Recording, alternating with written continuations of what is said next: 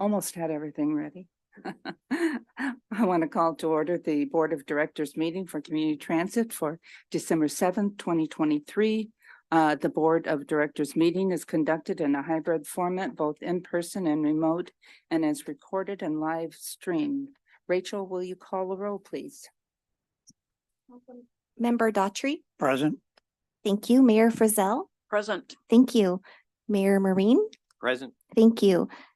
Councilmember Mead is absent. Councilmember Merrill. Present. Thank you. Mayor Nearing. Present. Thank you. Labor Representative Norton. Here, thank you. Thank you. Councilmember Peterson. Here. Oh, thank you. Mayor Roberts. I'm here. Thank you. Councilmember Schweddy. Present. Thank you. Chair, we do have a quorum of board members. Our board alternates today, we have Councilmember Gallagher in person, and it looks like we have Mayor Wright online. Is there anyone else? Okay, Chair, that concludes roll. Okay, thank you. Public comments.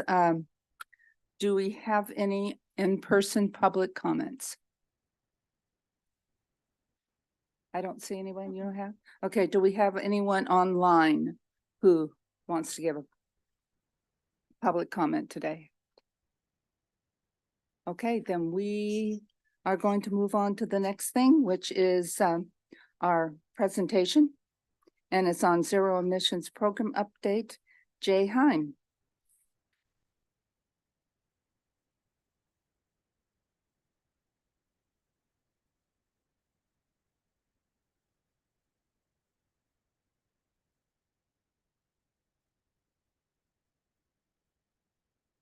Testing. Okay. All right, I think I'm live. Pleased to be in front of the board again to provide you with a zero emission program update. We'll touch on a handful of things today and introduce a couple items that we will circle back on towards the latter half of the meeting today as action items. So as always, I'm happy to pause at any time if there are questions. So feel free to raise a hand or throw something at me. I'm ready to dodge. All right. So into the agenda here today, we're going to go through a zero emission program roadmap review, let you know where we're at now and what you can expect to see in the coming months, and really kind of setting the tone for the following year here. I want to circle back on our BYD pilot program. This is the 60-foot battery electric bus that we've been running, not in revenue service, but just as kind of testing to evaluate, and specifically circle back on a question about cost per mile, and some education on how cost per mile as it relates to fuel for battery electric buses is handled. Then we're going to get into a little bit about our side-by-side pilot that's coming up next year, and a new concept for the board, the zero emission facility design study. So with that, getting into the roadmap here, as you guys will remember, in phase one here, we undertook a feasibility study to do some learning about the marketplace and the space generally, and how it might relate to our own service and our agency and how we might go about deploying this. We completed a PUD impact study with the Snohomish Public Utility to understand how we might get enough electricity to complete our transition, and then deploy this beta pilot with the BYD 60-foot coach. Where we're at now is looking at our fleet transition plan. This is a required body of work for us to submit for the Lono grant next year. We're starting to look at the facility design kind of from the 2027 and beyond perspective, and that is where this design study will come into play. More about that a little bit later. And preparing to take delivery of our 40-foot battery electric bus and 40-foot fuel cell bus, as previously approved, in our side-by-side pilot. The side-by-side pilot really marks the first time that we will have zero-emission buses in revenue service. So making the preparations required to support those buses on site and get them out on the road. If we look into the future just a little bit, the deployment of the side-by-side pilot is going to come up towards the middle of next year. And then we will be very aggressively applying for grants across the board. So Lono, as I mentioned, is a great opportunity for us. There's a large EPA grant that is also on the table, and then we'll start taking a look at state and other federal opportunities to help offset some of the cost in the long term here as we scale. And then just over the horizon, we'll be looking at capital projects to improve our facilities and allow for the expansion of the fleet in the later years. Taking a look at fleet procurements, and then establishing plans for training and workforce development. So many things happening now, a lot of planning, some very specific key activities that will happen next year, just coming up over the horizon. When we take a look at the timeline, we chunked this up into a few different categories. So a feasibility study and the BYD pilot, we're really starting to conclude these areas now in 2023. Taking a look at 2024, the side-by-side pilot again is the first significant body of work that we'll undertake.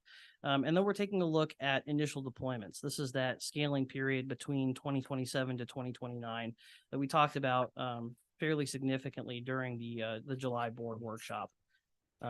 In order to complete these, we have a number of supporting initiatives. So again, this fleet transition plan, we'll be undertaking some outreach efforts with the communities starting next year, and gather some input about how we could better engage with them, what kind of education they might want to see, what kind of questions their communities might have, and how we can, again, continue to take their input as we move through this program. Grant applications, of course, and then the concept of operations is something that you'll hear about a little bit next year. This is a body of work that will help us identify gaps between current staffing compared to future staffing, and also understand the people, process, and technologies we'll need to implement to support this change, both from a scheduling perspective, run cutting, operational support, IT systems, pretty much the whole suite, so that we can be very informed going into this next phase of initial deployments. We'll wrap up those initial deployments in 2029 with approximately 30% of the fleet converted, and then come back to the board with our findings as kind of a summary. Here's what we learned during this kind of public learning period as we scale those buses up. So focusing specifically on this next year, the side-by-side pilot again is kind of the culmination of this work, and we'll be very pleased to have that underway shortly. All right, getting into battery electric cost per mile as it relates to fuel. I do want to circle back on the BYD bus pilot and some of the findings that we've had so far. This has been a great few months of learning here, really since May. We've been running this very regularly, have completed a number of trips, trained up operators on how to operate these electric buses, and have confirmed quite a few assumptions that we made earlier within the feasibility study.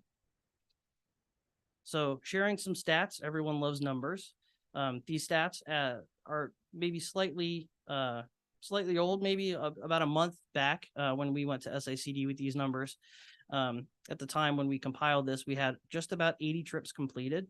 We've driven just shy of 8,000 miles and started to establish kind of an average overall efficiency. And this efficiency number is very important when we start looking at the future and where we can deploy these buses effectively. All the buses come with a specific capacity in battery packs. That's essentially the fuel tank for a battery bus. And that efficiency tells us how far we can go. This is kind of the miles per gallon of the battery electric world. We call it kilowatt hours per mile. We've been running a number of different scenarios as well. So empty trips, this is with no passenger load simulated. We did those very early on in our testing here. The nominal trips we started to introduce a bit later, and then strenuous trips simulate somewhere between 20 and 30 passengers. It's very interesting here. You'll note that the average efficiency for the empty trips seems to be a little bit worse than the nominal trips. A lot of what we have heard from other agencies and experienced here is that operator familiarity with this technology is critical in terms of providing the best efficiency possible. So as operators became more familiar with operating the bus and we introduced some additional variables, we actually saw better efficiency with a heavier load. We expect that with robust training, as we scale the fleet up, we will have a good experience in terms of deploying this effectively. And we've heard from a number of agencies as well that are further along in this transition that identifying champions and doing some coaching between operators is really a good way to ensure that the overall efficiency numbers are as good as they possibly could be. So when we presented this to SACD, there was a very good question. Looks like a lot of miles driven, a lot of hours driven. How much does all of this cost? And so we get into charging cost basics. This is a little bit different than fueling a diesel bus. There are some additional components that we need to take into account. And so I wanted to spend a little bit of time going through these basics and explaining what this is. How does this all add up? There's an energy cost associated with this. That is essentially the fuel. That's how much fuel we put in the bus. There is a demand cost, and that has to do with how fast we put in electricity into those buses or across the fleet when we have multiple buses, based on the peak usage. So imagine that you are trying to fill up a pitcher of water, and you can open the faucet just a little bit, and a slight trickle comes out. It takes way longer to fill that pitcher up, but the flow rate is very low. So this demand cost has to do with how fast you're filling up the pitcher. If we have a ton of pitchers and we turn a bunch of faucets on, it's going to increase that flow rate, and we'll pay essentially a surcharge based on the max flow that we experienced during our billing period. So the trick here is to use the amount of time that we have between trips or between bodies of work for a bus and manage that flow rate so that we have a trickle into all the pitchers and we can fill up all the glasses of water or the trips for the public when we need them to. So again, energy cost is the fuel. That's how much charge we put into the bus. Demand cost is really the most flexibility we have in mitigating cost over time. And then there's a meter charge associated with that, which is mostly just a fixed cost. So with all of that in mind, some numbers. As we look at the fuel cost per mile, and I do want to clarify that this is just the fuel cost and not the aggregate operating cost as a whole. We take a look at 3 sample months here that we plucked from earlier in our pilot.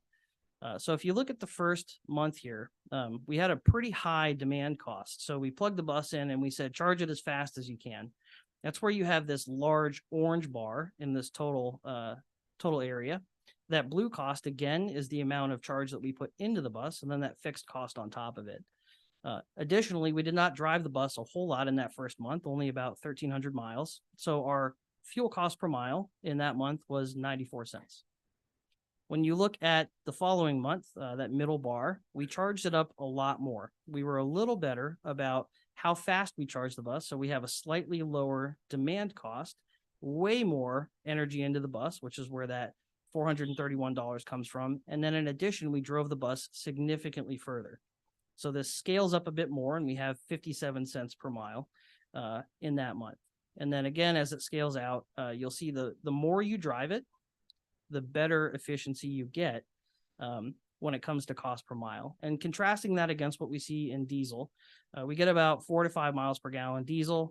We pay $3.50 to $4.50 per gallon. So that equates to just about $1 per mile with diesel cost. So the more you drive these, the better it scales, as long as we can manage our overall demand cost associated with charging the buses. So it's kind of a shell game. Which levers do you want to pull? Which dials do you want to twist in order to make sure that you have the most cost-effective delivery of service? So what does this look like when you scale it up over time? When you use just one bus and you have one charger charging as fast as you can, that demand charge or the demand cost really plays a huge factor in that overall efficiency. When you scale it up, if we're able to manage the demand cost through a charge management platform, you'll hear more about this in the future. The energy cost really is what we're using. So we expect that the energy cost will scale up and make the bulk of our overall fuel cost per mile. The demand cost will diminish. And so we have this much better efficiency as the fleet ramps up. So we're kind of in this interesting phase at the moment where the demand cost is playing a huge role, and that will diminish over time as we have more buses. Okay, before I get into the side-by-side pilot and talking about this phase, I want to pause and see if there's any questions about that previous. Go ahead. Hi, Jay. Thank you very much. This is always interesting to hear you talk about this. Could you say just a little bit more on what generates the demand cost? It doesn't obviously make huge sense to me that the flow rate is going to increase the cost of the energy. Sure. Can we go back to that other slide, perhaps? Perfect.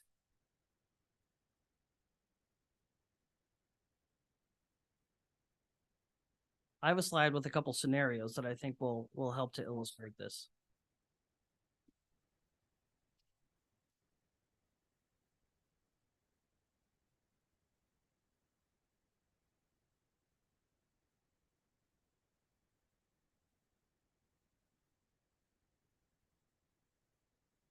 Yep, you're on it. Okay.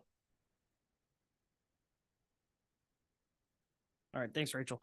Okay, so the demand cost is a very interesting concept. So if you look at these two scenarios, we're taking into account the same amount of electricity that we're putting into these buses.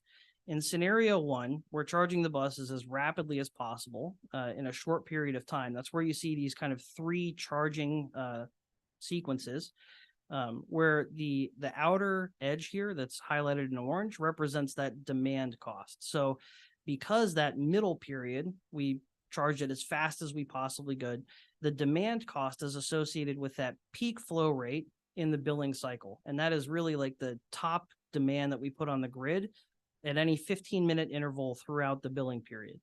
So it's important for us to mitigate that over time. In scenario two here, you see that we have kind of a more steady state charge.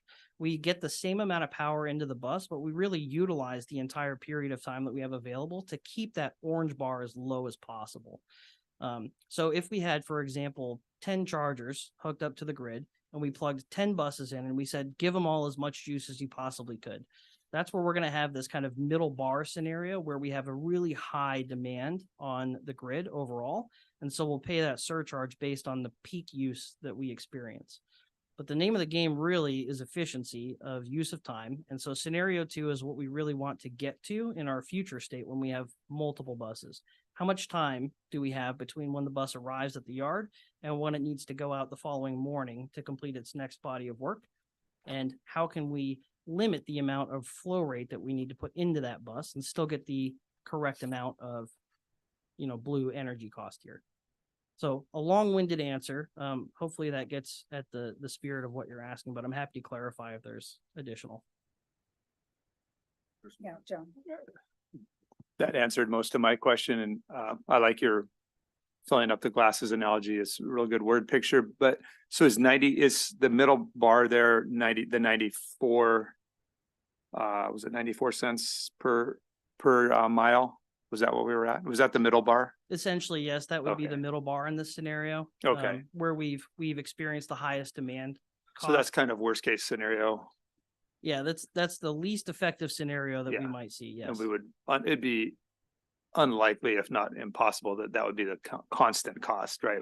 We would almost certainly have it lower than that if averaged out. I can't imagine a scenario where we would constantly be pumping the most. Yeah, we would endeavor not to pump the Yeah. most into the bus all the time. Our future goal would be more like scenario two here, which we have a very low Yeah. demand rate, and we use the amount of time available to us to kind of trickle charge the buses. And that makes a lot of sense. But it wouldn't be a scenario where we were purchasing extra coaches just to hit that, right? It's like in our natural business, we have that lead time in between when we need the coach, even now probably, where they're sitting on the lot or they're being cleaned or a whole host of things where you can naturally do that without saying, hey, we need to have X size of a fleet so we don't max out our energy costs constantly cycling these things through. Yeah, ideally we would have the fleet designed in such a way that it could deliver service and take advantage of scenario two here. And we don't have to have these kind of emergency charging situations where a bus comes back and we have to turn it around in 15 minutes. Right. Yeah. But I guess, and I know it's probably obvious question, but I just want to make sure we aren't thinking we're going to have to purchase extra fleet just to manage our energy costs. No, our goal here is to maintain a 1-to-1 bus ratio Okay. compared to what we have today and the amount of service that we can deliver today. Okay. So that is one of the key assumptions or guiding principles that we have throughout this strategy is to maintain that 1-to-1 ratio. Okay. And just to add to that, one of the other strategies that you've heard about that will help us get to scenario two is determining how much investment is appropriate for us to make in inductive charging out in the field. So getting to this ideal scenario where we can trickle charge overnight involves in part when Jay talks about efficiency, it's getting that bus back into the yard at the end of its duty cycle with as much charge remaining as possible. You don't want operators bringing them back empty. You want them working over the course of the day to deliver the service efficiently, touching on chargers here and there around the region so that they come back still partially full. And then you can get into that right-hand quadrant there. Yeah, very accurate. Go ahead. So I'm trying to get my head wrapped around this a little bit better. I understand if I fill up the tank in my car, if I just slowly fill that up, or if I, put it on the max, it's cost me the same thing. Mhm. Why is the electricity charged at these different rates, or is that more of a PUD question? That would be a great question to ask the PUD. If we could simply pay for the amount of electricity that we're using, that would be a great scenario. Give John Harlow a call. One of the things that you could say when you're looking at putting fuel in your car is, you pull the thing on there and you just trickle it in. They could make it to where it costs you less money per gallon of gas if you just slowly put it in. But if you want to fill it really fast, they could do a scaled charge for you and make you do more in fuel, pay more in fuel because you want to get out of there fast. That's what he's talking about.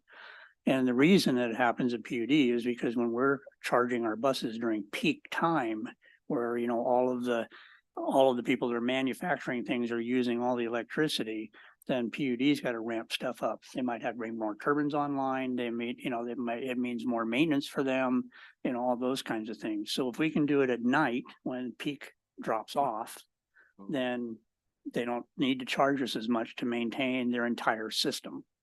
So that's how they charge it. So manufacturers, if they're up during the day, they pay more money for electricity than they would if they were operational during the night. Right, and I get that. I talked to John Harlow in the last couple of weeks about that. But what I don't get is the trickle part of the equation. But if I see this, well, from 8 to 5, we're gonna pay a premium. But then from 8 at night till 5 in the morning, it's gonna drop. I get that. But just around the clock, it seems like electric isn't as great as what it could be. I don't disagree. It would be great if we didn't have to mitigate the demand cost. Yeah. Even if that wasn't the case, and PUD can answer probably why that is the case, but they're finding that by charging the batteries really quickly, it degrades them faster. And so trickle charging is going to be better in the long run. I assume it's the same for buses as it would be for cars. And that would help us to offset or delay the cost of battery replacement or degradation, I assume. That's absolutely right. Batteries are batteries, just like the battery in your phone. If you charge it up to full every night with fast charging, you will have a worse experience 3 years from day one. So it is a matter of maintaining the assets and the buses that we have. It's a matter of maintaining the cost structure that's in place for fueling these. So it's a very finely tuned dance to make all of this work effectively over time. But you're absolutely right. It is something where if we rapidly charge the bus every day as fast as possible, we may have some degradation 5 or 6 years in. Whereas if we use this scenario 2 and use that time to charge the bus, then it may be more like 8, 9, 10 years. We might not have to replace the batteries at all. So, Go ahead. I was just gonna say, so then does this suggest that at some time let me change it differently. We looked at the financials then of having our own storage batteries here to trickle charge constantly and then use that as we need. Yeah, there is a concept of electricity arbitrage or charging up some sort of a on-site storage when the rates are low, and then using that to either pump energy back into the grid when the rates are high, or possibly use that to charge our own buses.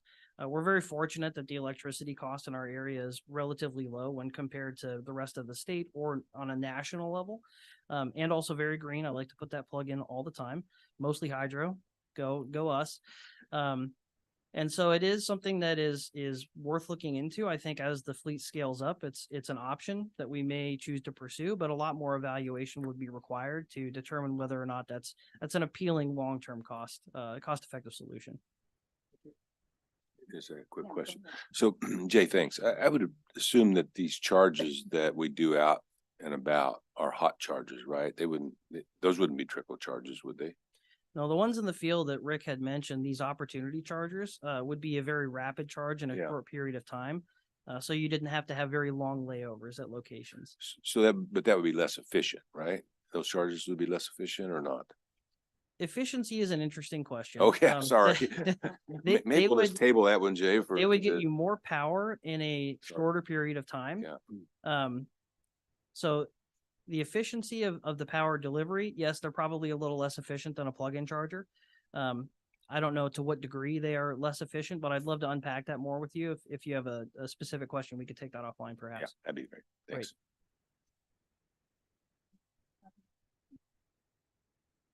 I All think right. I got all mine answered. Okay, we'll head on to the next section here and change gears a little bit, and talk about or introduce this hydrogen fueling award to support our side-by-side pilot. So again, switching gears away from the BYD pilot and understanding how that cost model works, I do want to talk a little bit about our side-by-side pilot. So this is for the 40-foot Gillig bus that we're getting. It's battery electric, and in this case, more specifically, the 40-foot New Flyer fuel cell bus. So this is again the deployment that we'll take on next year. We're kind of building the plan to have support for both of these buses ready to go. It's very important for us in our strategy to demo both types of propulsion technologies. Part of our long-term fleet mix strategy is to deploy fuel cell bus on those long routes, specifically BRT. And so it's important, again, for us to understand how that technology works and to confirm assumptions that we have made in our modeling and feasibility study, and confirm that what we think we know, we actually do, in fact, know. A lot of this transition is also supported by coach operator familiarization. And the best way to do that is to kick the tires. And what better way than to actually have a bus and kick the tires ourselves? So that side-by-side pilot, again, taking delivery of those buses at the end of this year, getting everything prepped and ready to go so that we can put those in revenue service next year. Talking about this side-by-side pilot specifically, you guys had approved both of these bus purchases. Thank you very much for that. I came to the board a little while back for the BEB charger. You'll recall that we purchased 2 of those chargers to support the Gillig bus. We're in the midst of installing one of those at the Merrill Creek base. And so we're looking pretty good from a battery electric standpoint. The fuel cell bus is scheduled for delivery this year as well. And this is really the fueling component associated with that. This is the last major purchase that we had planned and budgeted for in support of this side-by-side pilot. So a little bit about these pilot goals. Again, we want to validate the modeling results. So similar to the graphs that you saw earlier with the BYD pilot, we want to do the same thing with these 40-foot coaches. And fuel cell, this will be the first real fuel cell bus that is in the Puget Sound region operating on the roads. We're very much a thought leader in this space. There's a lot of interest in fuel cell generally, but we'll be one of the first to actually have this on the road and get people on the bus, get this in front of operators. So it's important for us to test and model this so that we know that our future plans are valid. This is intended to be kind of a public learning period with the side-by-side pilot so that we can learn, the public can learn, the board can learn, operators can learn, and we can start to identify some of these unknown unknowns and make them perhaps a little more known. Figure out what we don't know, and then unpack that, understand where these technology risks and what kind of mitigation strategies we might be able to put in place in order to have further success. Create this culture of change and buy-in associated with both sets of technology.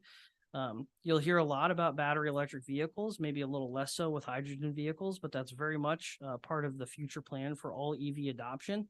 So getting it out there, getting it out in the public, having people see this, I think will build some knowledge and education about what these technologies can do.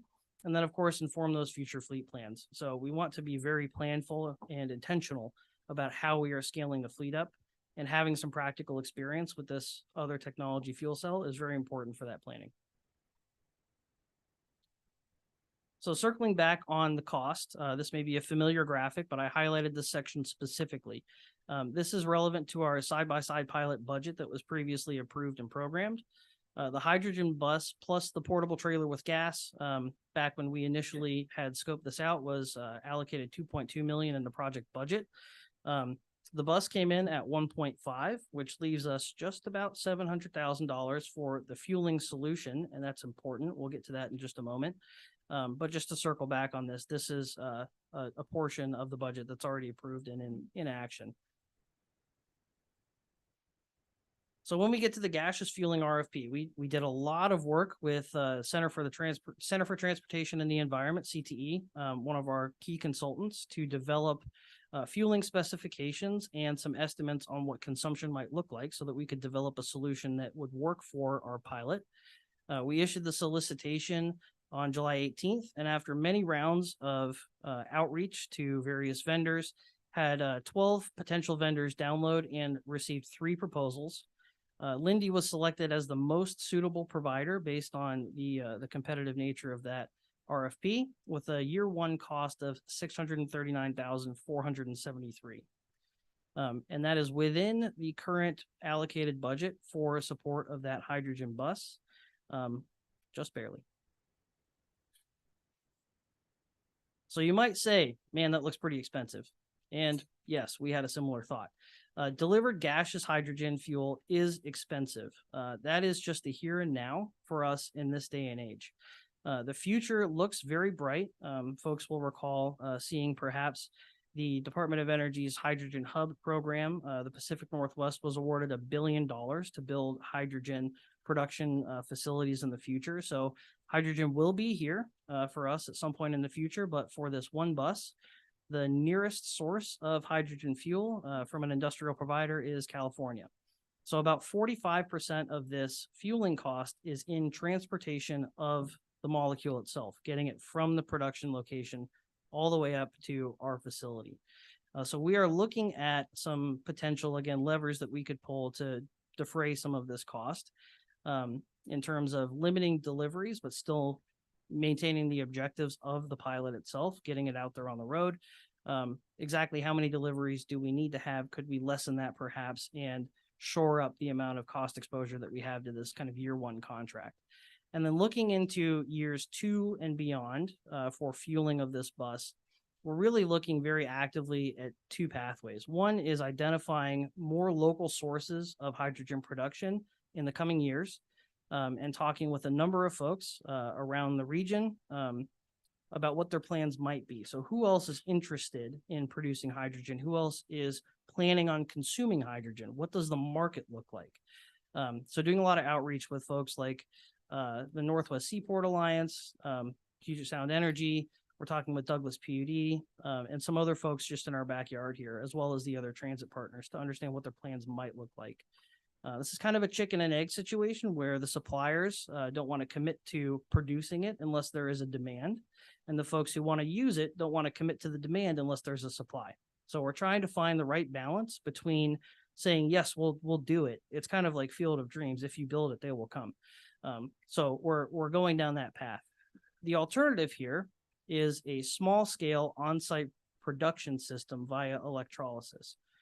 We talked about that a bit back in the feasibility study. The technology has improved fairly significantly over the past year or 2 and has downsized quite a bit. So what we had understood in the feasibility study was a very large scale setup to support our fleet expansion. And common day current electrolysis is more like 1/10 the scale of that on the smallest end. So there are other options here that we could choose to pursue. And that is one of the things that we're evaluating actively currently. We released an RFI to receive some responses from potential vendors and inform the agency about what those options might look like. We're in the midst of reviewing those now. And so I hope to have a little more information to come back to the executive leadership and possibly the board with a potential solution. So talking a little bit more about small scale hydrogen production. This is really a cost-effective and green solution because our power is so clean and so renewable. This really takes water in plus electricity to produce hydrogen and oxygen. So the byproduct is the air that we breathe. And the primary product is the thing that we need. It could potentially provide a regional benefit. So as mentioned, we're investigating all of the interest in this space, and bringing something like this on site for us could make us the source for other similar type pilot projects. So there's a lot of potential benefit to the region in terms of evaluating and investigating this technology. And then looking beyond just our own needs, this really, for the pilot, this looks at kind of producing resilience for the fleet. So in the long term, if we had a system that could produce a small amount of hydrogen, we could limit some of the risk that we might have for, a delivery being missed by a couple days. These systems typically run for 15 to 30 years. So it's an asset that would provide a renewable resource for us. And again, our partners, if we chose to go down that path, and really offset some of the delivery risk in the very long term. These are scalable solutions as well. So we could start very small and then ramp up over time if we wanted to go down that path. So as with all things zero emission, this is an evolving space, and we want to have as many viable options as possible. So this is something that we are actively looking into and plan to come back with more information when we understand the marketplace a bit better. And again, I do want to pause here for questions before I move on to the next section. Go ahead. Yeah, that just, can you give us a ballpark on what one of these small scale hydrogen production units is going for now? So the total solution price is still somewhat nebulous to us. It really depends on how specific you want to get and what kind of size you want to go with. What we've seen so far, without having specific projects put together, kind of finger painting, so to speak, we're somewhere between like 2 million to 5 million, again, depending on size. So for our pilot needs, we're on the very low end of that. If we wanted to expand and provide benefit to others, we could scale up. And I mean, dial this in really for both us and others. So again, finger painting, big round numbers. Yeah. So we had a conversation, I think, at SACD about this. Is there legislation that had taken place that allows us to actually do this now? Is it basically our own utility?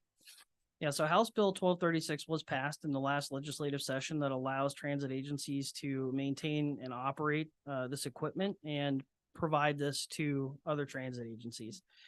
If we wanted to go down the path of producing and being a source for others, we would probably need to dig into that a bit more and understand kind of where the fuzzy edges are in that legislation. But it does allow us to procure, operate, and maintain this type of technology.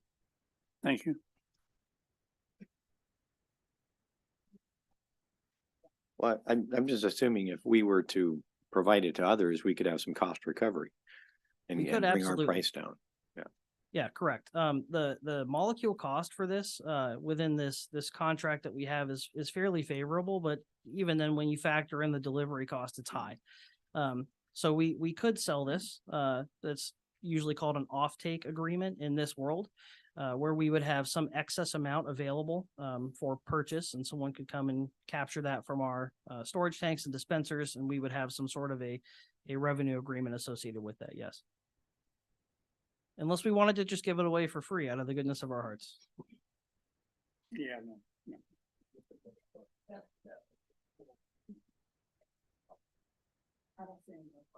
Okay, very good. Marching right along, I just wanted to spend a moment to introduce this additional concept that you'll hear more about in the action item section, the zero emission design study. This is intended to look at really the initial deployments, and that is the 2027 to 2029 period, looking at our fleet as it grows towards this 30% target. That looks at charging scaling. It looks at yard construction that would need to exist, kind of the skeleton that we could plug in additional modules to as the fleet grew. It looks at a more robust fueling station type solution for the fuel cell buses. And really dials in this mixed fleet propulsion and the infrastructure that would be required at our facilities in order to support that. So there will be an action towards the latter half of this board meeting associated with this. But I just wanted to bring this to your attention as an item that we are actively pursuing. This is almost like a conceptual design or preliminary design that would then feed some more specific construction projects downstream. Any questions on that front? I have one question. Mhm. In our zero emission plans, are we going to look, and I realize the buses are the first and it's going to take a long time, but are we looking at electrifying our other vehicles? Yes, absolutely. As part of this plan, we are taking a look at van pool, microtransit, and the supporting fleet, the non-revenue fleet, and ensuring that we can meet this 2044 horizon date with all of our fleet vehicles. Part of the challenge with some of the non-bus fleets are availability of product and having products on the marketplace that meet the duty cycle or the use case that we have. So as we progress further and the market continues to expand, those options will open up quite a bit. And so we're keeping a very close eye on some of the light and medium duty vehicles, but it is absolutely part of our plans. Okay, excellent. Thank you. Okay, well, there concludes my presentation. So I thank you all very much for the time and the questions. Happy to entertain questions offline as well if anything happens to come up, but appreciate it. Thank you.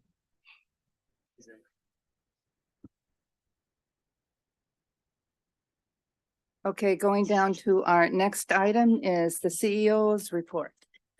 Great.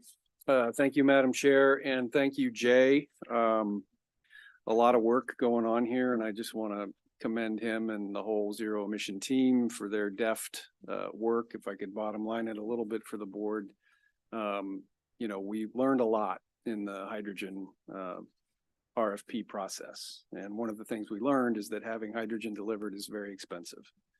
And so just looking at the numbers coldly and dispassionately, it points to it may be in our interest to make the jump to production or development of a local source of hydrogen if we want to sustain this more cost efficiently. And so Jay will be back later in the meeting with Britton Kavanaugh to talk a little bit more about the action items. So if you cogitate on the presentation for the next few minutes or so and other questions come to mind, they'll be back and you'll have an opportunity to ask some follow-up questions.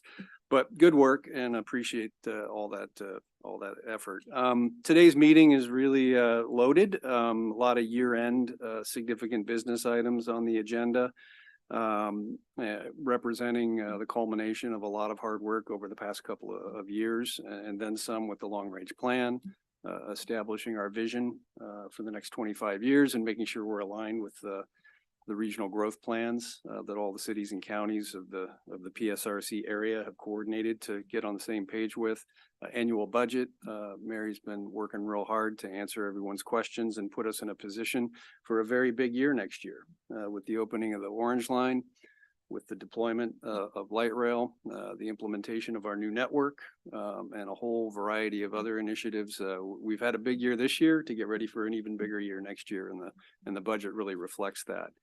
And of course, we've got a few more items on ZE, and then as well, Christopher's here to keep the BRT program moving forward. So a lot of stuff there, and I'm excited about the agenda and really excited about the work we've done this year to get ready for next year. A quick word about the flooding. That's very top of mind. You probably saw my email earlier this week, and I know Mayor Roberts has been right in the thick of it. We did have to make some route adjustments to several routes, and we continue to monitor that situation on an hourly basis. Roland's had personnel out in the field coordinating with our customer care staff to make sure we're not only monitoring conditions and adjusting accordingly, but helping passengers and riders find the service where we have done reroutes. So it's been a great effort. It's not an inclement weather plan activation per se, because we haven't had snow, but it's been a very similar response. And, you know, unlike inclement weather, where there is some familiarity with what our snow routes are,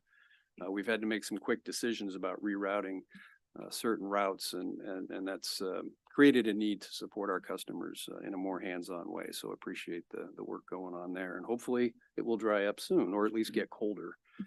Couple things. There's a lot of stuff in the written CEO report, so I won't go through all of this. Just to flag a few things for your notable attention. We had a meeting on Monday down in Seattle with my counterparts from King County and Sound Transit to really spend some time digging into the light rail activation plans for next fall.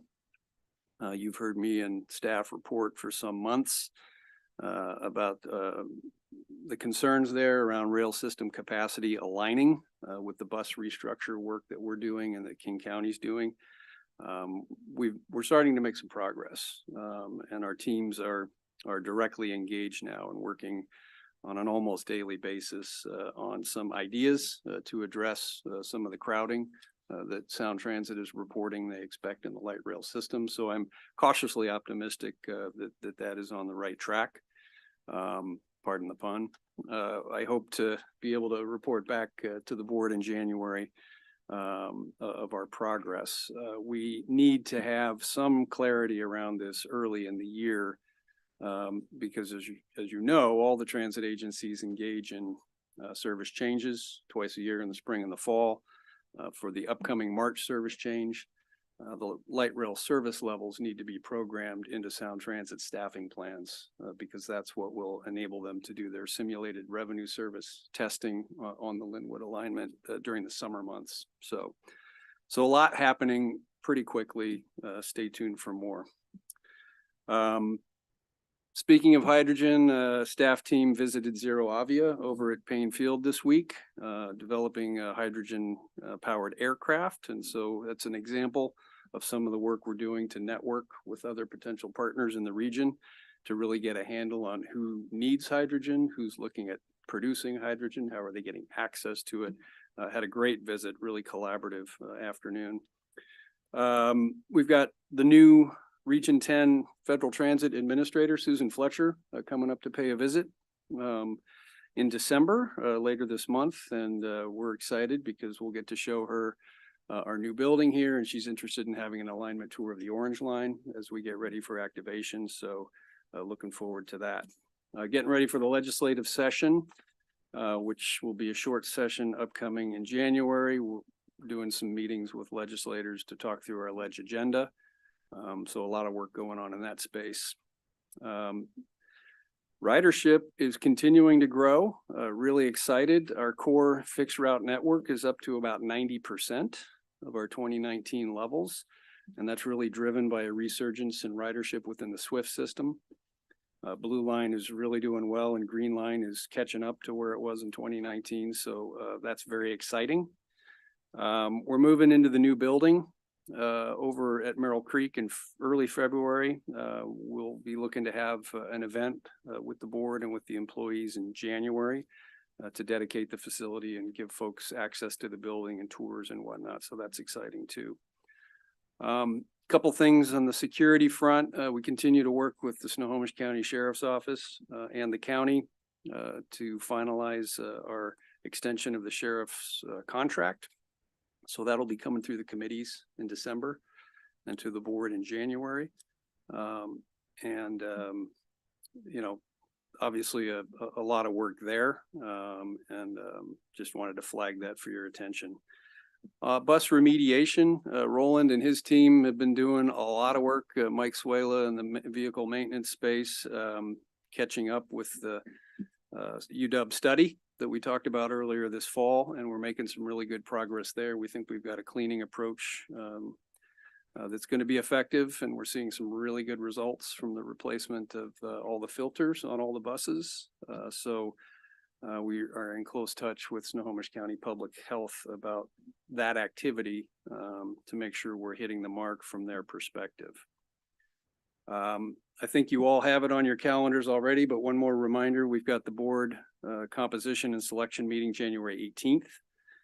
This is the every 4-year board composition meeting, and there are some changes there that we've talked about. So just want to make sure everybody's tracking that.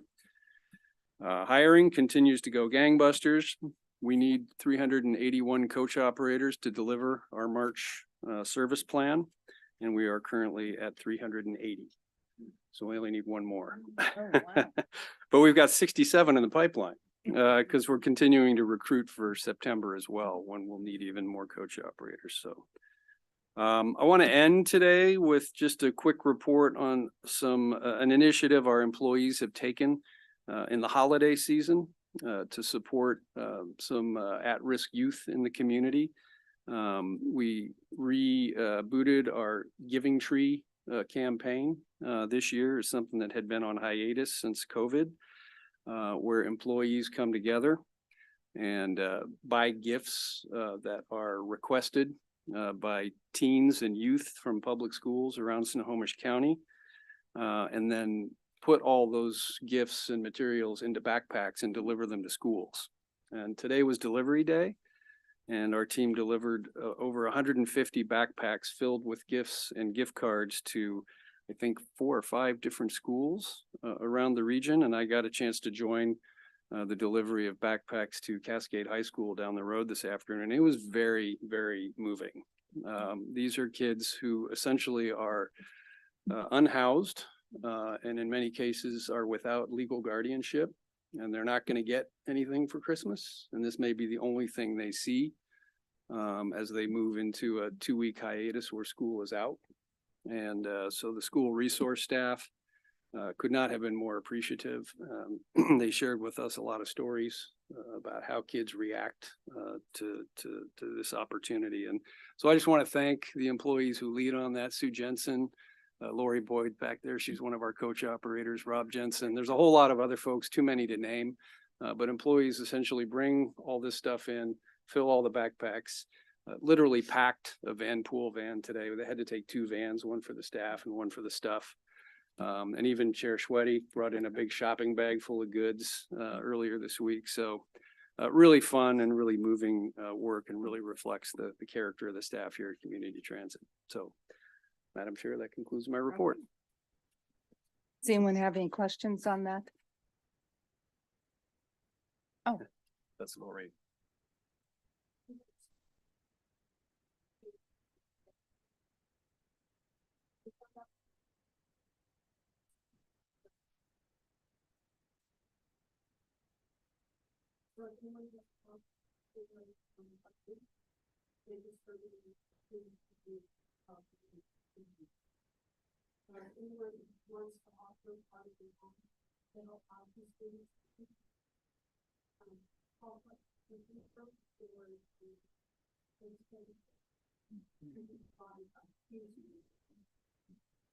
I couldn't hear it all. We'll make sure that information is made available. We'll work with Rachel on that with the contact information. Lori, you were hard to hear because you're at the back of the room, but basically she was saying that a lot of the kids who are in the program are without housing over the holidays. And so they're looking for volunteers to help put kids up during the holiday season, so they've got shelter. Okay, boy, that's sad. Okay, before we go to our next item, I don't know about the rest of you guys, but I don't want it to get cold out there. If it gets cold out there and it turns to ice, I can't get home. So I'd rather have the rain, if that's okay. Fair enough. Our maintenance staff would agree. Well, hey, we're flooded in Arlington, let me tell you. Totally, you can't even get into the place. So our committee reports, mine is the first one, executive committee report, met on November 16th. Councilmember Merrill, Mayor Roberts and I attended. Roland Behe and Deb Osborne provided an agency report. An executive session was called to review the performance of a public employee. And the next committee meeting is scheduled for December 21st at 11:30 a.m. And Mayor Roberts, you're next. You bet. The Finance, Performance and Oversight Committee met on Thursday, November 16th, 2023 in a Zoom meeting, and I attended. On the consent items, the committee reviewed and recommended 3 items to the consent agenda.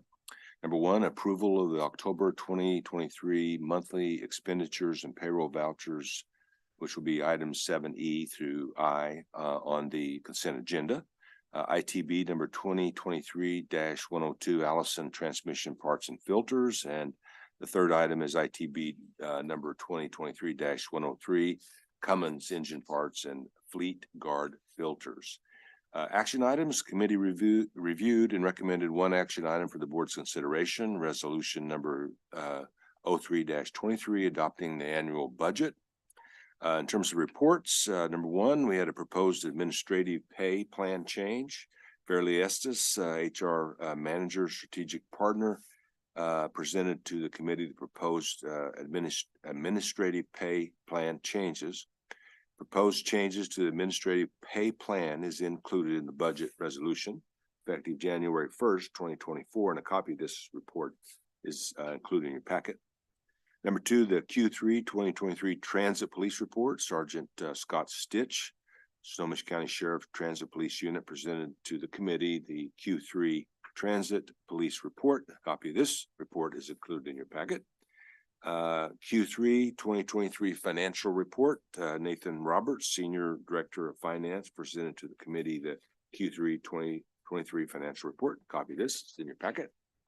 Number four, Sales Tax Report for October 2023, unaudited. In October of 2023, Community Transit collected approximately 17.1 million in sales tax revenue, approximately 1 million less than was budgeted. A copy of this report is in your packet. And finally, the diesel fuel update report for October 2023. The average cost year to date through October 2023 was $3.70 per gallon, while the average cost per gallon budgeted for 2023 was $4.25. This resulted in a favorable variance of 55 cents per gallon year to date through October. The next Finance Performance and Oversight Committee meeting is scheduled for 2 p.m. Thursday, December 21st, 2023, via Zoom. Thank you. Okay, thank you. Councilmember Morrow. Yes, the Strategic Alignment and Capital Development Committee meeting was held remotely over Zoom on November 15th. The meeting was attended by myself, Councilmember Daughtry, and Labor Rep Norton. The committee reviewed and forwarded today 5 action items to today's agenda. Resolution number 06-23, adopting the Journey 2050 Long Range Plan. RFP 2017-075, ticket vending machine for Swift BRT retrofit equipment order. RFP number 2021-82, Swift BRT manufacturing and parts support, Swift BRT retrofit equipment. And then 2 that Jay has touched on lightly already for us this afternoon, RFP 2023-060, hydrogen storage and equipment supply, and RFQ 2017-079, zero emissions fleet facilities design study. The next meeting for the Strategic Alignment and Capital Development Committee is scheduled for Wednesday, December 20th at 2 p.m. Thank you. Okay, thank you. The next item is our consent agendas. Do I have anyone with a motion? I'll move approval of the consent agenda. Second. All in favor? Aye. Any Aye. opposed? Okay, motion passes. Now we get down to our action items. I don't think I've seen this many action items on our agenda. So our first one is my favorite department, is approval of the annual budget. Mary Albert.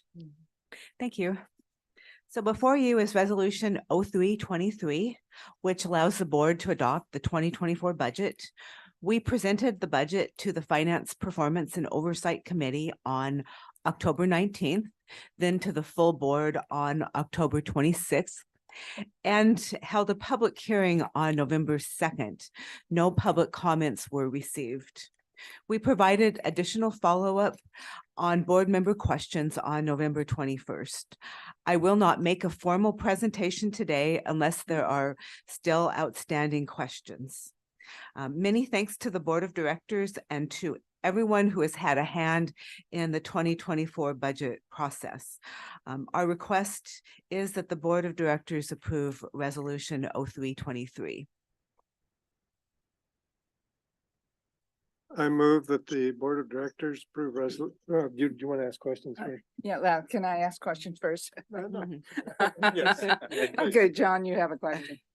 No, Oh. Go ahead. I was just gonna make a motion, but. Oh, we'll go I'm with Tom. sorry. Does anyone have a question? Okay, then one of you guys do the motion. I'll start over here.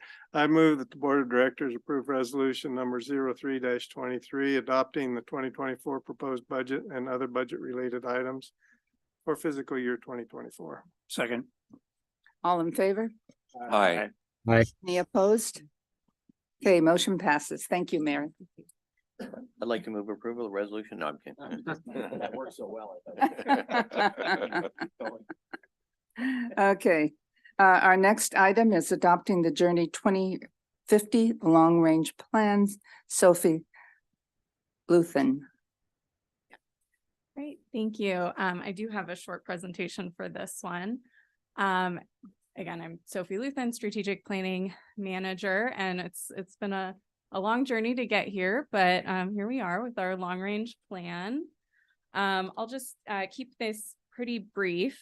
Before I get into kind of project timeline, I first just want to acknowledge our really fantastic consultant support that we've had through the life of this plan. So I've got Erin Goes behind me from Farron Pierce, who's been our consulting project manager for the life of this project. And we really couldn't have done it without that team, and really appreciate their support. And if there are any really tough questions, I might call for help. But just kind of a recap of how we got here. So this project started in 2021 with some initial kind of visioning, figuring out what do we want to include in a long range plan, looking at PSRC's Vision 2050, plan for some regional context, things like that. 2022 was then really focused on community outreach. So we did several rounds of public outreach with a survey, some interviews, an online open house. Then we really got into plan development this year, drafting the plan, getting internal reviews, coming to this board at our April board workshop this year. And then lastly, we've wrapped up our public comment period, which I'll touch on a later slide. So just kind of a reminder of those key elements of this plan. These are the things that we would achieve through implementation of this plan. So pretty significant service growth in order to meet the needs of a growing Snohomish County. We will continue to optimize our service around the regional high capacity transit network, including light rail and bus rapid transit. We expect to continue developing new and innovative service types, building off of that ZIP program that's now part of our regular service offering. And then, of course, as I think you know, we've got a goal in this plan, and this is your opportunity to adopt that goal of converting to a zero emissions fleet by 2044. And just recapping our public comment period, which took place from the October 5th board meeting through to the November 2nd board meeting. So we had all of our usual ways that folks could submit comments, email, phone, etc. But just want to highlight a little bit of a success story for you here. We tested out kind of a new method for submitting comments, which is a survey, not a complicated survey, just a text box where people could type in their comments. I think we said something like, what feedback do you have about the plan? Essentially comparable to sending an email. But we found that it was a very successful tool for people to submit their comments. We got, as you can see here, 119 responses to that survey. I think our goal going into that public outreach period was 50 responses total. So really surpassed that. So that's now a tool that we can use in other public comment periods that we think will help us get more and better feedback from the community. Just generally, we heard support for the plan. We heard a number of comments that people wanted to hear a little more about safety in the plan, which we did kind of make some changes to address. We heard support for our innovative services and various other projects that are ongoing, and then some comments about just wanting to make sure that light rail transfer experience in the future goes smoothly. And then my last slide here, just want to cover some of the updates that we made to this version that you're considering today compared to the version that we released for public comment in October. So these are largely changes that we made just to kind of address those public comments, nothing substantive, but just adding a little bit of kind of color to the plan to address some of those comments. So we added a little more content about our ongoing commitment to safety. We did a slight revision to our ridership forecast in the plan to reflect some variability in post-pandemic travel trends. we added a few additional notes about equity in the plan, kind of affirming our commitment to federal and state partnerships around equity and noting the potential impact of our zero emissions transition on kind of overburdened communities, those kind of potential benefits there. We added some detail about some of the partnerships that we have ongoing with jurisdictions like transit agencies, PSRC, cities, et cetera, to ensure kind of consistency of our planning with regional efforts. And then lastly, we just added a note into the plan that we do expect to update our long range plan about every 5 years. That would be kind of a best practice for our agency. And then that's all I've got in terms of slides. I'm happy to answer any questions. And the recommendation here is that the Board of Directors approve resolution 06-23, adopting the Journey 2050 long range plan. Any questions? Yes, go ahead.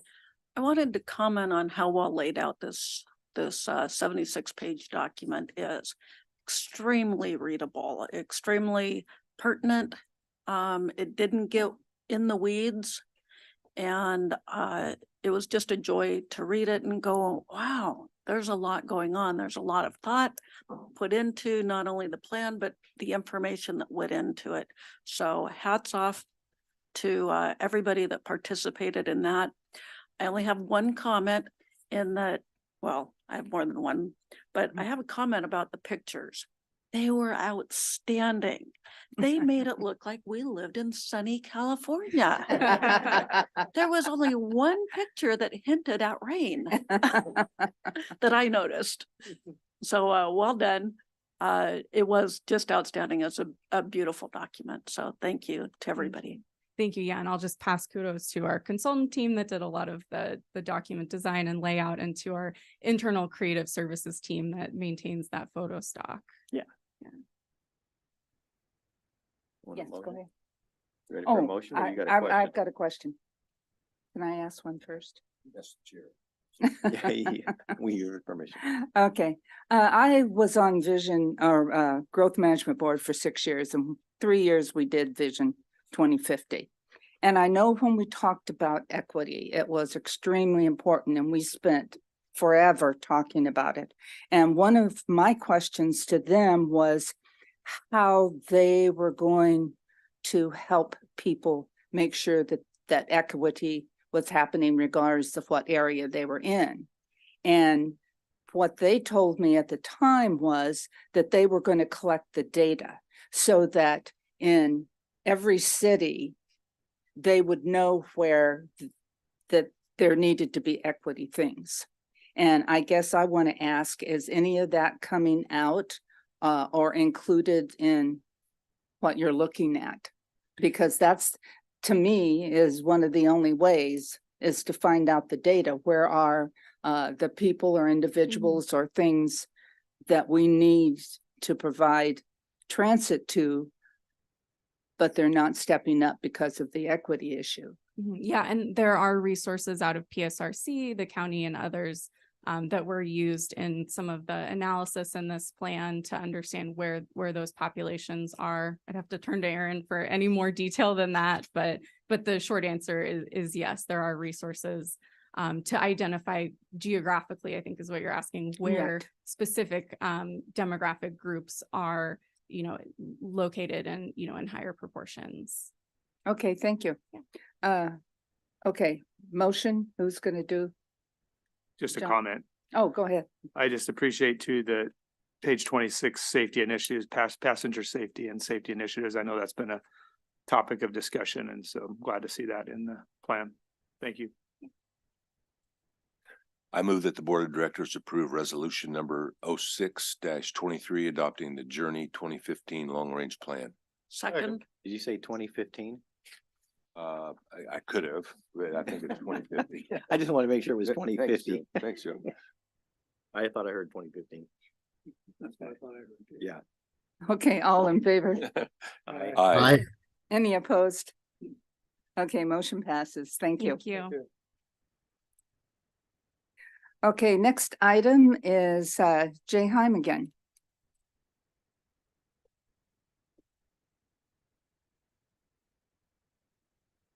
Thanks very much. Long time no see. Alrighty, so back for the hydrogen fueling award. So as noted, Lindy was our selected vendor with a year one cost of $639,473. And so the recommendation is that the board of directors authorize the chief executive officer to negotiate an award contract number 2023-060 lease of hydrogen storage equipment and supply to Lindy Services, Inc. for a not to exceed amount of $639,473 per year over the initial 1 year contract period and 4 1-year renewal options.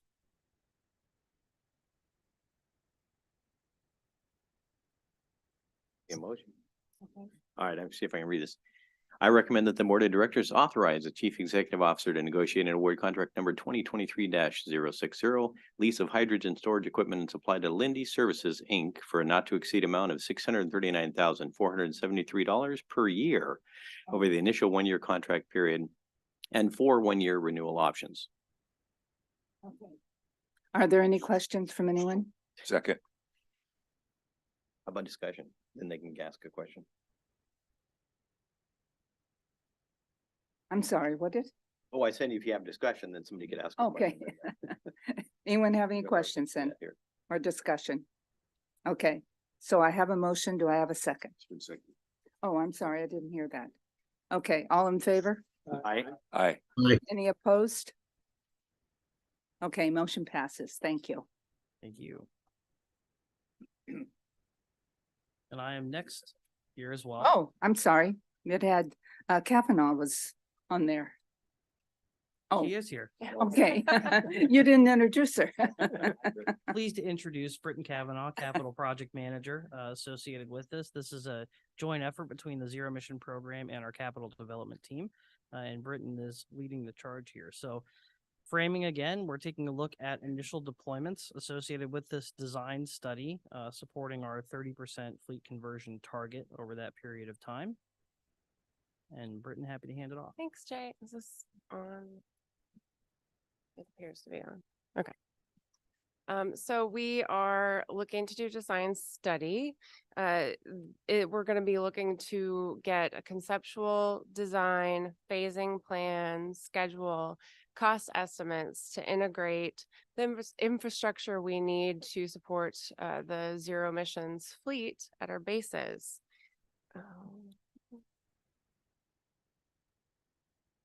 We interviewed 4 vendors for this, and Kimley Horn presented with the most extensive and relevant experience to what we need. I want to thank Rhonda Walgren and Kristen Brington in procurement for guiding us through this process.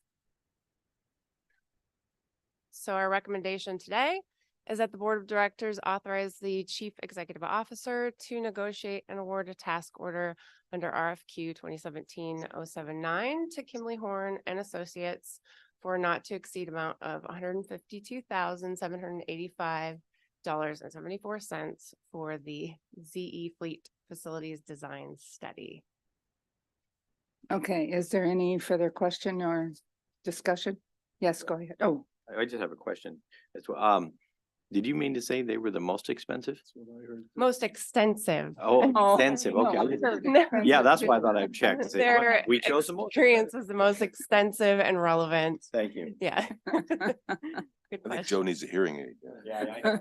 No, I heard the same thing. I was wondering. Did you have a question?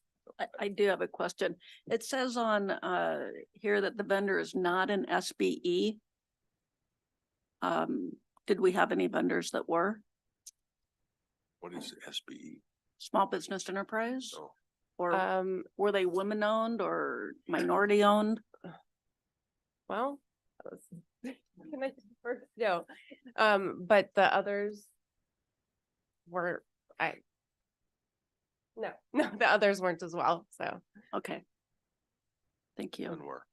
They were the most extensive though. I Not would the most just expensive. add, Mayor Frizell, that, Kimley Horn is a international company. They have a very deep reservoir of expertise and there's scarcity in this field, given the amount of construction, design, planning work that's going on in the region.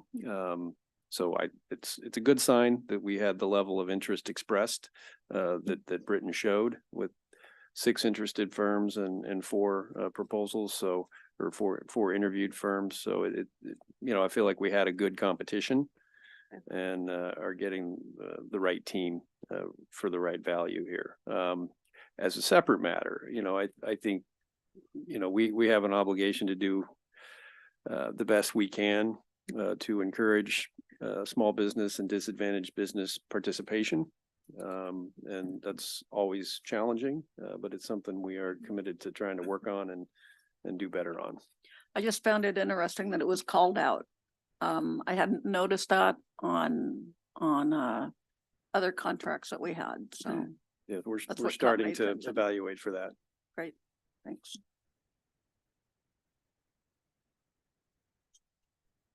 Okay, did we have a motion? Yeah. Okay, Did you want one? yes, please. And I'll give you. No, I can read on the second. All right, I move that the Board of Directors authorize the CEO to negotiate and award a task order number RFQ number 2017-079 to Kimley Horn and Associates Incorporated for a not to exceed amount of $152,785.74 for the ZE Fleet Facilities Design Study. Second. All in favor? Aye. Any Aye. opposed? Okay, motion passes. Thank you. Appreciate your work. Okay, our next item is ticket vending machines for the Swift Station. Christopher Silvera. Good evening. It's good to see you guys again. As a reminder, I am the manager of the BRT program here. I have 2 different items for you guys today. One is on, as Chair Schwede just mentioned, on ticket vending machines, and the other is on a portion of our station retrofits manufacturing order. I'm going to talk about both in the same process because they're both related.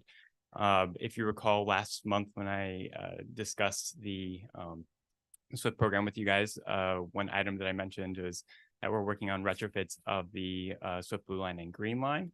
Both of these orders have to do with that effort.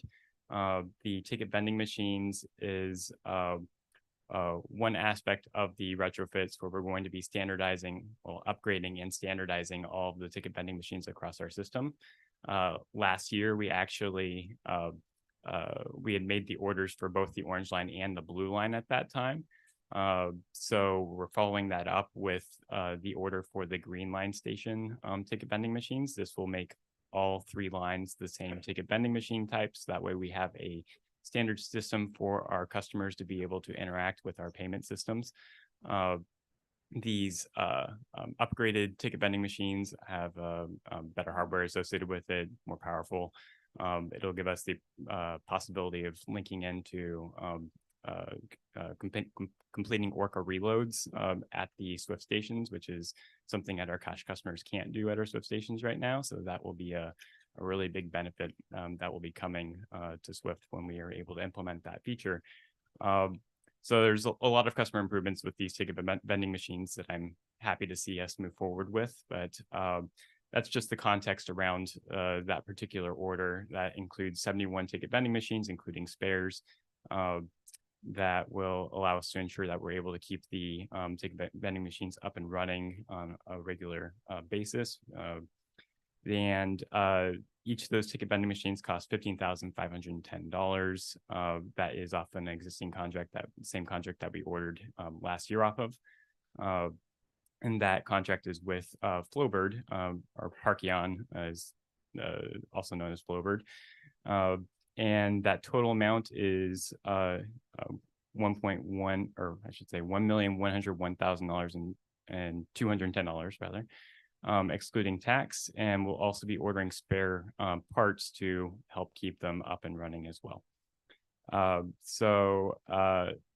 I'll move on to the other item unless there are any questions on the ticket vending machines. This is probably a little bit off topic, but I'm going to do it anyway. So you said we're gonna get spares, so we can keep them up. So who actually does that work? Who does the maintenance? Yeah, so our facilities maintenance here, we do Good, that. thank you. I have a question on, is there a particular reason why you left off the tax? I mean, tax on $1 million is going to be a lot of money.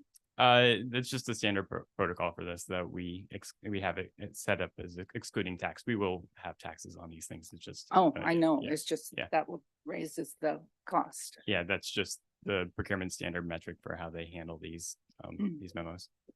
So, any other questions on the ticket vending machines? No. Okay.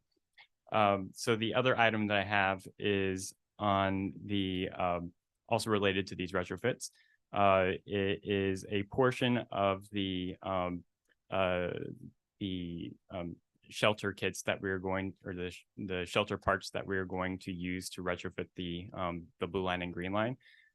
So just as a reminder, these retrofits include improving the wayfinding system, standardizing the wayfinding system across the blue and green lines to match up with the new wayfinding system that we're bringing with the green with the orange line.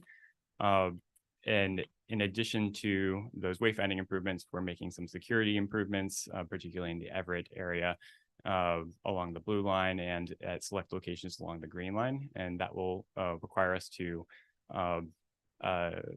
put in some new windscreens. So we're following the same framework that we used at Airport Road in 99, and that has worked quite well.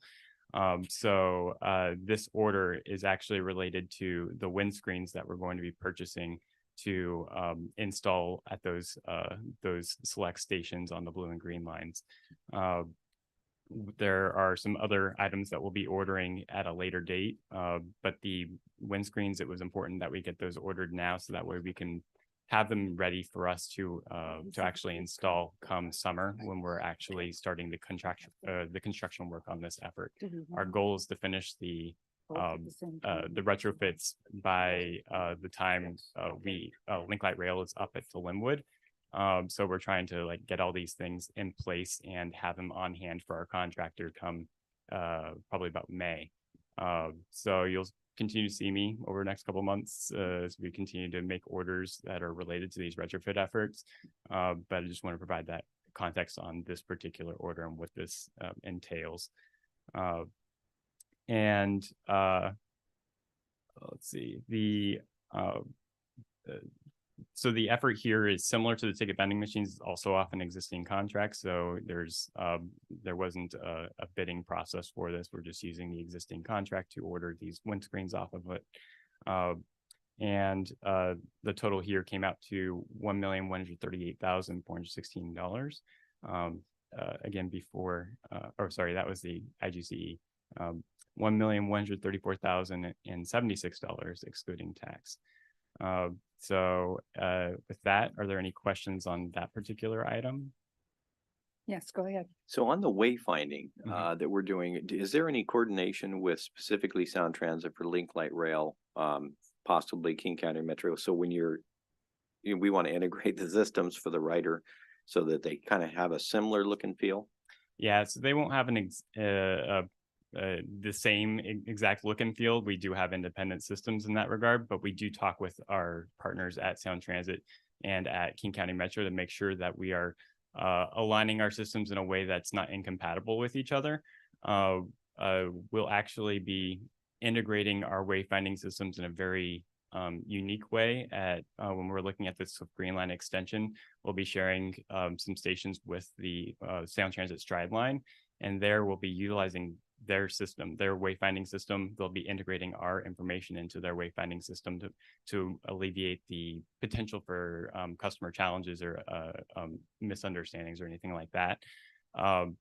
It's with wayfinding, it is very important to have something cohesive and comprehensive across your system, and we want to make sure that any messaging that we're putting out isn't going to go against the grain of what the other systems are doing. So we do need to communicate with them, and we do that. So at the Sound Transit rail stations, in particular, the light rail stations at Linwood and at Shoreline North 185th, at least in the context of the Swift lines, we're making sure that those messages are consistent across the two agencies. So that way we're all on the same page. Yeah, it definitely helps. You notice it more when you're out traveling somewhere and you're, because if you don't know where you're going, yeah, it's helpful to have help. Yeah, and we want to make sure people know where they're going and how to get to the right place. And yeah, it's a really big feature for people that don't regularly go in a particular path.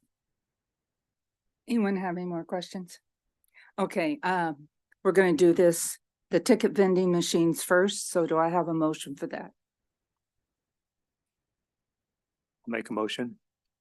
I make a motion that the board of directors authorize chief executive officer to negotiate and award a purchase order under master contract number 2100 or number 2017-075 ticket vending for Swift Bus Rapid Transit to Parkeon Incorporated DBA Flowbird for the Swift BRT station retrofit project in the not to exceed amount of $1,153,232 before tax.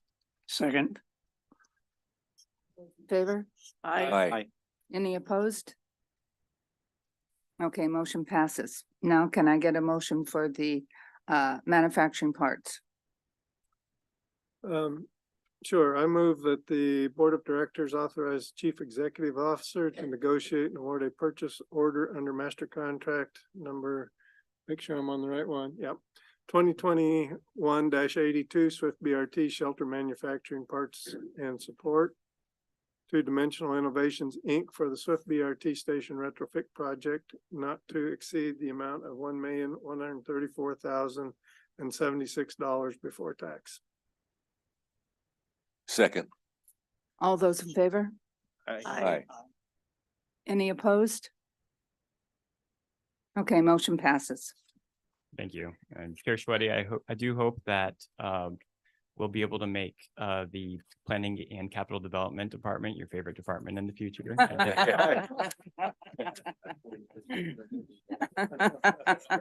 I'll work on that.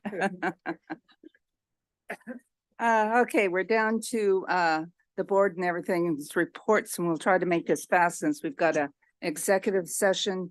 I did want to say one thing this morning early, and Christine was there with me too. We were at a function that Everett put on for opium crisis.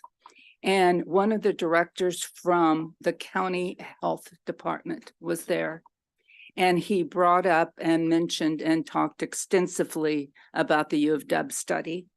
There were definitely questions, and he stated that he would send copies of that report out to everybody that was at that function this morning. So I just say that because if you start getting questions or emails or whatever, that's why, because that report will be in the hands of hundreds of people that were there this morning. Okay, I'm going to go through these names pretty quickly. So kind of wave at me if you guys have anything to say so we can get on to our important piece of business. Councilmember Daughtry, Mayor Fitzel, Mayor Marine. Nope. Councilmember Mead. Oh, he was absent today. Councilmember Merrill. No. Mayor Nearing. Just one thing, and this may have already been done. I was just trying to look on my phone. I didn't have the January 18th meeting on there. Could we just get a meeting invite for that? And if I apologize if I deleted it on accident, but I just want to make sure I block that time. Okay, Talking about the board reorg. I'm sorry. Is that the right date? Yeah, the Yeah, okay, 18th, thanks. yeah. Yeah, Mayor, I it was think on a we need just- to know basis. Sorry. Nice, thank you. I was thinking we just got something like There's an email. yesterday. Okay. Councilmember Peterson. Mayor Roberts. Yeah, I just want to quickly say thanks to Community Transit for the help we received. We had some bus lines that, as Rick was saying, that kind of got moved on the fly. And it was a trying day yesterday, but it's really great. I'm really grateful for the help, not only of Community Transit, but other partners in the area. We got calls from Senator Cantwell's office, and I got a call today from Patty Murray, and so it was just really, you know, when things are going rough, it's just nice to know that there's people out there that care about you and they're in with you. So thank you so much. Okay, we are going to adjourn for an executive session, and we're going to start with 15 minutes, correct? And we are meeting right over there. Is that the first room? What's it called? It's the Camino? Chair Oh, yes, Schweddy. Al, I'm sorry.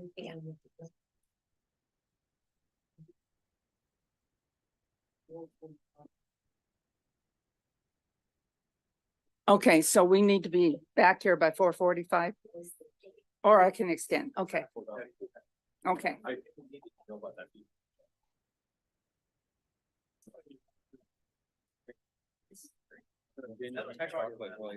Good, Joe. You. I'm good. Good. Last day of Medicare enrollment, so. Last day of what? Medicare. Go easy, okay. My last busy day Oh, okay. till next year. Rick, is this, it's not a union member, kind of, okay. No. Sit down and talk. It's on the list.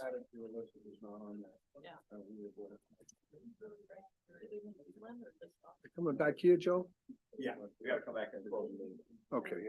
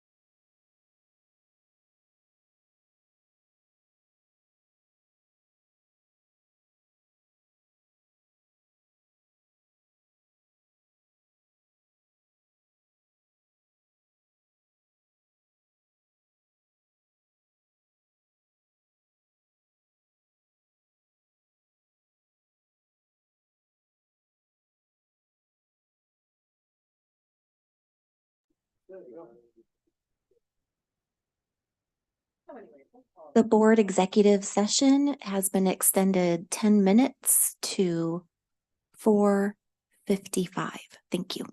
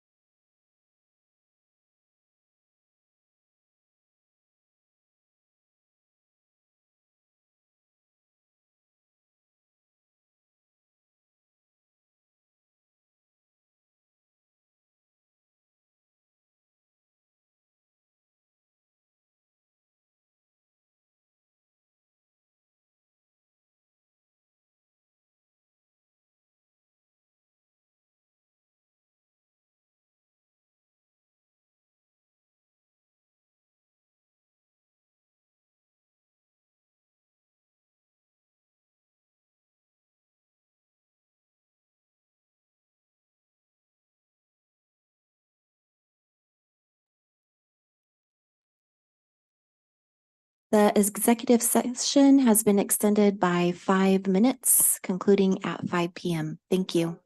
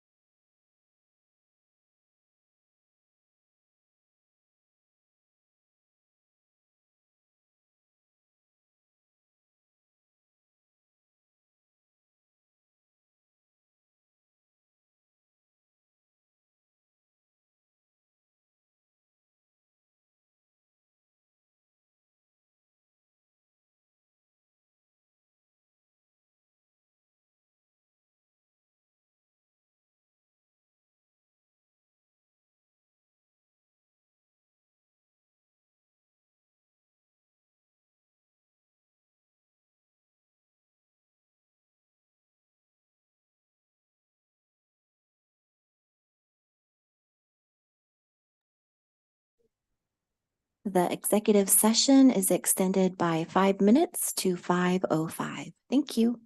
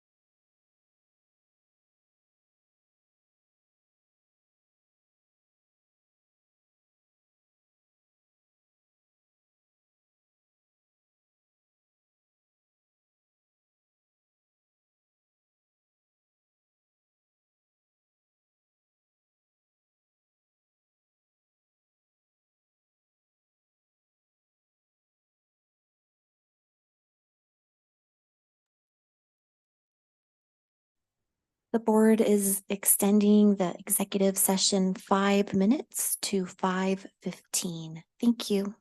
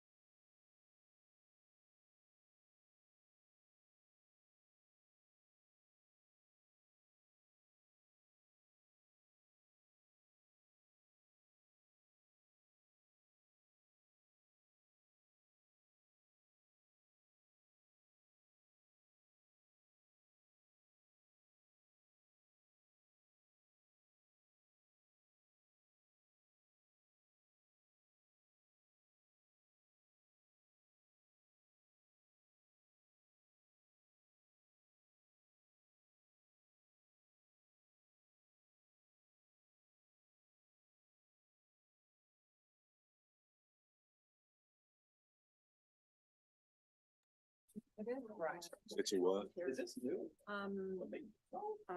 The bill. Oh, yeah. Oh, yeah, yeah.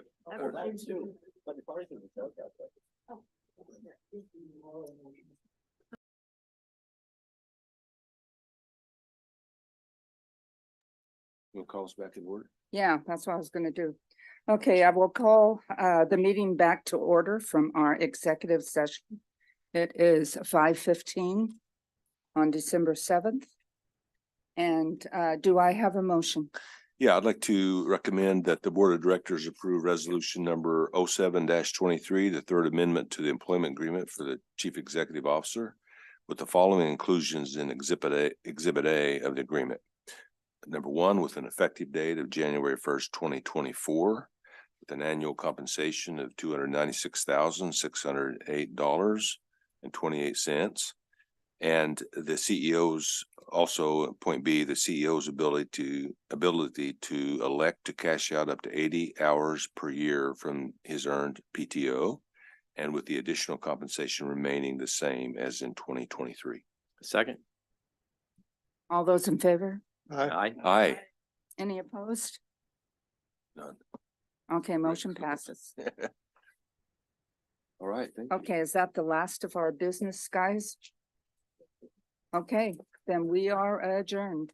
Okay.